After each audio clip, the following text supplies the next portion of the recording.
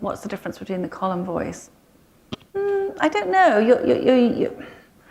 You know, it's much more an opinion column. You're being much more succinct. I mean, the struggle, to be honest, the struggle I have being a novelist is because I can write as many words as I like, and I think I can unpack that thought rather than just saying something. And I'm so used to having to say something in 650 words that actually, when I sort of really struggle, I think I'm by nature a poet. But don't tell my editor because they won't want me to write a book of poetry, because really what I love is tiny kind of beveled descriptions of things. That's what I absolutely love. And I'm not a novelist by inclination. It doesn't come easy to me.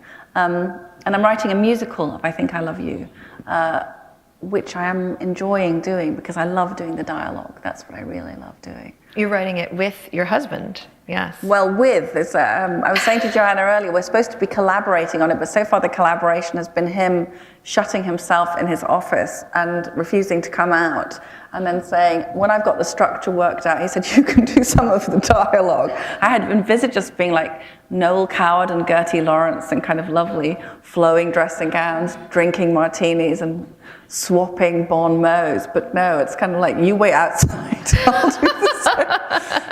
So far, actually, he thinks we're not capable of collaborating without killing each other, and I think he has a point, actually. Anybody else have a question back there? I have noticed you do use a lot of poetry in your books. I love poetry. Is that all in your head, the poems that you, yeah, so it's not something you think, oh, I need a poem to go with this, and you go looking for it in Bartlett's or anything. This stuff is all dancing around in there.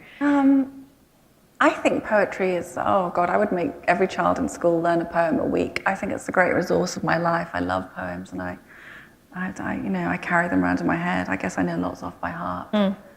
What is it? It's just it's the compression, isn't it? It's the beauty in the compression.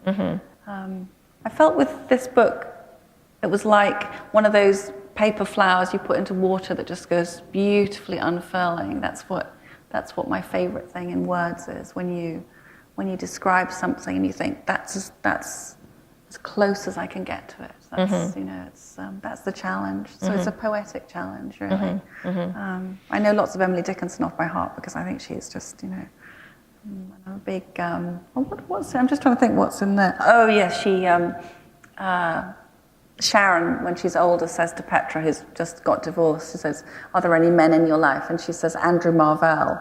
And Sharon doesn't know who Andrew Marvell is, and she says, "What's he like?" And she says, and Petra says, "Oh, brilliant understander of women, gorgeous, fantastic, member of Parliament for Hull." And Sharon says, "Great, what's his drawback?" And she said, "Well, he died in 1783 or something." He did write to his coy mistress, which is, of course, one of the great poems of understanding women in all literature, really.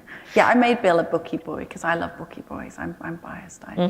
Well, I would say that you're one of the great understanders of women, given how many people I know who come up to me and said, "Oh, that is me exactly. That is me. That is me. That is me." So, well, a friend I don't know if people maybe have any writers here or people wanting to write, but a friend of mine who's a novelist, and when I was writing, I don't know how she does it. And there were all these things I kept thinking, I can't put this in because this is just too close to the bone. And Maureen said to me, "Put it in," because she said, if you've taken 20 minutes brushing your teeth to avoid having sex with your husband, hoping he'll fall asleep so you don't have to have the shower in the morning so you can get up and do the pack lunches for the kids, other people will have done that as well. Apparently they may have. Apparently it's true. Anybody else have a question?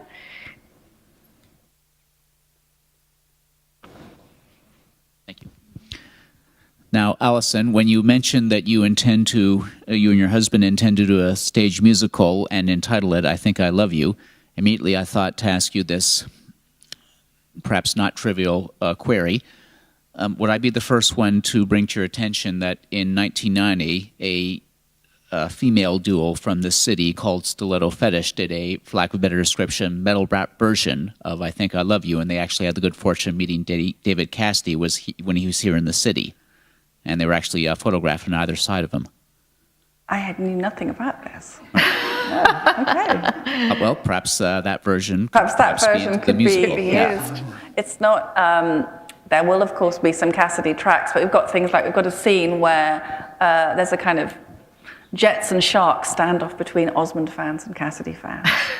And they sing each other's songs kind of ironically at each other in a kind of aggressive manner. Because in my year, you were either a Donny girl or a David girl. And ne'er the twain shall meet, really. Because other people's teen idols are completely baffling, aren't they? Really. You just think, wow, what could she see in him? Yeah.